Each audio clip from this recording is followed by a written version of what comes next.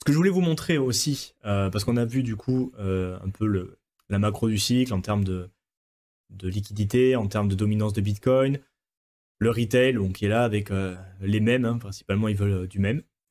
Et on peut aller aussi regarder les VC, parce qu'à part ça, il y a aussi une autre partie de l'écosystème qui sont les ventures capitalistes et les projets qu'ils financent et du coup qui vont lancer. Donc allez voir si vous ne l'avez pas vu, pourquoi ce cycle est différent, la dilution des altcoins, voilà, on en a parlé pas mal. Et ce que je voulais quand même remarquer, et ça c'est des sites qu'on a déjà vus, mais ça c'était en 2022 ou 2023, on en a parlé de crypto fundraising et de savoir un petit peu ce qui était en train de se financer. Donc là, on a par exemple, on se rend compte que il y a pas mal de projets crypto qui sont en train de se faire financer. En plus, vous avez par catégorie. Et donc là, on va pouvoir regarder les rounds de financement, les projets, les backers. Donc là, on a les investisseurs. Donc il y en a des plus ou moins fameux. Hein. A16Z, qui est un des plus gros ventures capitalistes, Binance, OKX. Voilà. Il y en a qui sont assez gros. En général, plus il y a des gros backers, plus les montants sont élevés. Voilà, là, on est en série B, donc il y a encore les rounds de financement, on ne va pas les revoir, mais pré-seed, seed, série A, série B, qui correspondent à différents stades de développement d'un projet, et donc différents montants en termes de levée de fonds. Et là, on se rend compte que sur novembre 2024, il y a quand même, et là on était sur la page 2, mais il y a énormément de projets qui attendent de faire des levées. Alors, même merger et acquisition, donc des financements, des fusions d'entreprises, et dans l'idée, voilà, il y a quand même pas mal de projets qui sont en train de se faire financer, donc qui sont en attente de leur round de financement, donc novembre 2024, novembre 2024, novembre 2024.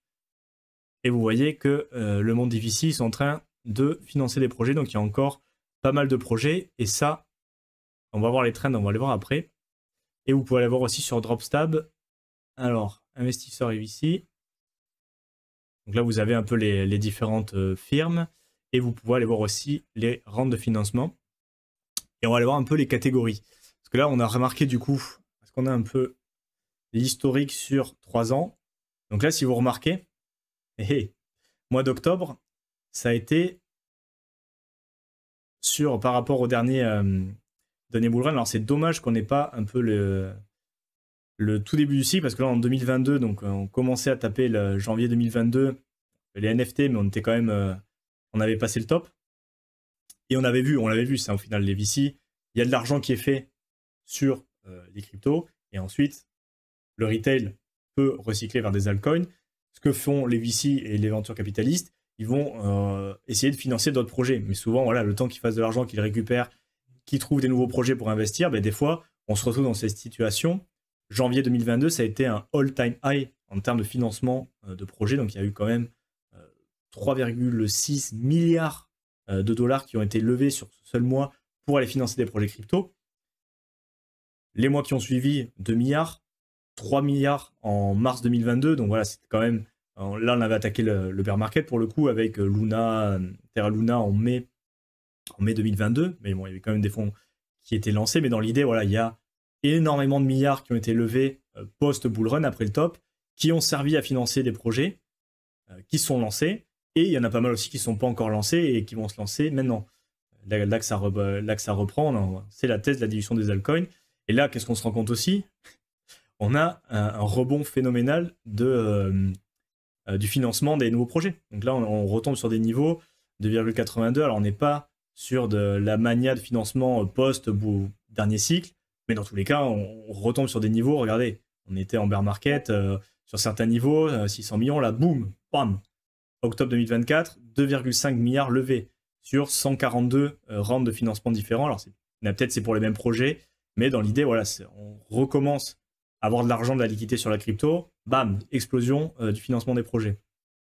Vous pouvez aussi regarder les top catégories. Donc là, on nous dit infrastructure, blockchain, layer 2 sur un mois. Est-ce que c'est vraiment significatif? Bon, pas forcément. Sur 3 mois, l'IA, finance. Et sur un an, voilà, on se rend compte qu'au final, les VC et les VC chains, eux, ils misent surtout sur utility coin, hein, donc infrastructure, blockchain service, que ça soit IA, DeepMind, des choses comme ça, et blockchain. Donc dans l'idée, ils sont quand même infra.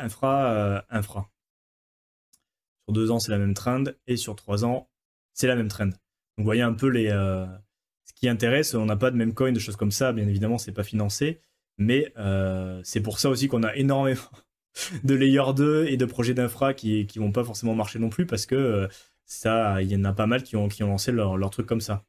Après, je voulais vous faire remarquer aussi un petit truc sur les catégories.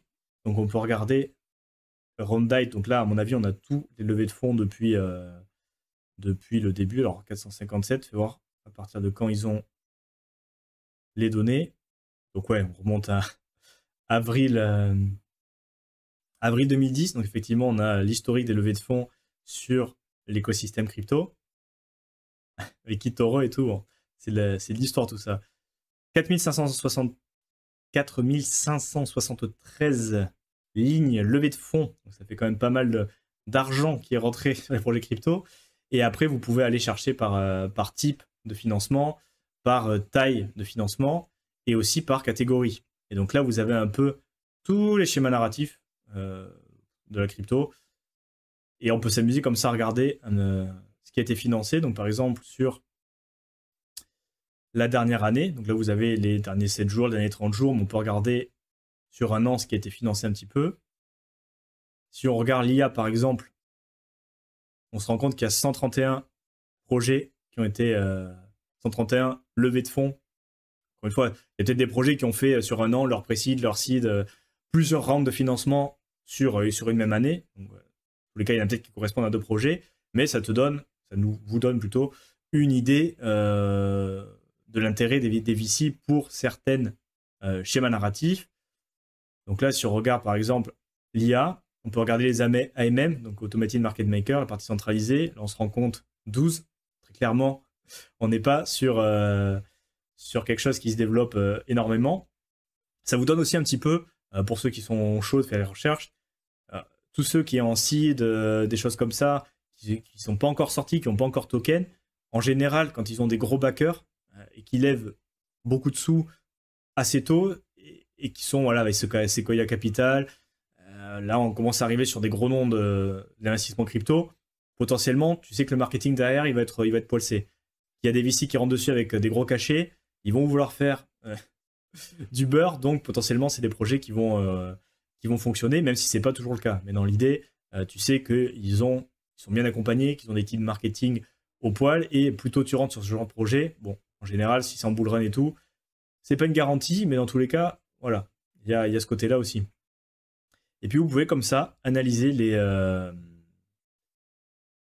les schémas narratifs, par exemple sur l'écosystème Bitcoin, qu'est-ce qui a été financé sur l'année dernière, 93, ok. Et on peut aller voir, par exemple, j'avais regardé un peu DeepMind.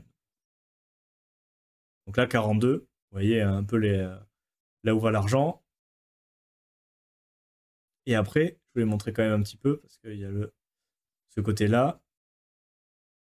Le gaming, au final, on se rend compte que sur cette année, il y a eu encore plus de rounds de financement que sur l'IA. Donc à voir comment ça se développe. Et dans tous les cas, il y a cette tendance. Voilà, on n'a pas encore trop parlé de gaming, mais dans l'idée, ça continue d'intéresser les investisseurs et ça se développe. Donc après, c'est vrai qu'on est quand même assez early, je pense, et pour avoir testé 2-3 jeux, même Illuvium, moi j'ai téléchargé la bêta, j'ai joué à l'open world et tout comme ça. Bon, c'est pas mal hein, par rapport à Axis Infinity, il y a pas même Star Combat, il y a pas photo. Par contre, voilà, pour quelqu'un qui aime les open world, des gamers qui ont joué par exemple, comme ça, Skyrim, Red Dead Redemption, Fallout, The Witcher, des choses comme ça. Niveau open world, c'est pas la même du tout. C'est plutôt grind, t'as la partie PVP avec les cartes. Mais dans l'idée, voilà, il y a quand même des infos qui, je pense, sont intéressantes et regardez qu'il y a quand même pas mal de levées de fonds sur la partie gaming qu'on n'a pas entendu parler. Et comme ça, vous pouvez vous amuser à regarder plage custom, regarder les rounds de financement pour regarder un petit peu où va l'argent. Et après, vous avez aussi Dropstab pour regarder notamment les investisseurs ce qu'ils font et aussi les unlocks de tokens. Ça, c'est important, hein, notamment pour savoir s'il y a des libérations avec des gros paliers, des 20-30% de la supply, 106% de la supply. Je pose notamment voilà, Ondo par exemple, au hasard. Hein. Vous avez le vesting ici où il y a seulement 14% qui a été libéré. Et le prochain vesting, ils vont libérer 20% de la supply, effectivement, dans les 61 prochains jours. Avec, voilà, actuellement, ça correspond à 134% du market cap. Donc vous faites ce que vous voulez de cette info, mais dans tous les cas, voilà, ils vont libérer l'équivalent d'un 2 milliards de tokens le même jour pour nos chers amis les VC. Et donc ça vous donne un petit peu... Et ça c'est du pur alpha. Ça, c'est une info aussi qu'on donne, je vois dans la formation, je donne de petits outils comme ça. Mais franchement, avoir ces infos-là, c'est hyper important. Et ça me permet aussi de regarder un petit peu ce que font les investisseurs professionnels, parce que nous, on n'a pas le droit de rentrer sur leur deal, on n'a pas les mêmes puissances. Mais dans l'idée, ils investissent aussi sur des schémas narratifs comme nous, avec certaines méthodes. Mais bon, c'est intéressant de connaître cette partie-là.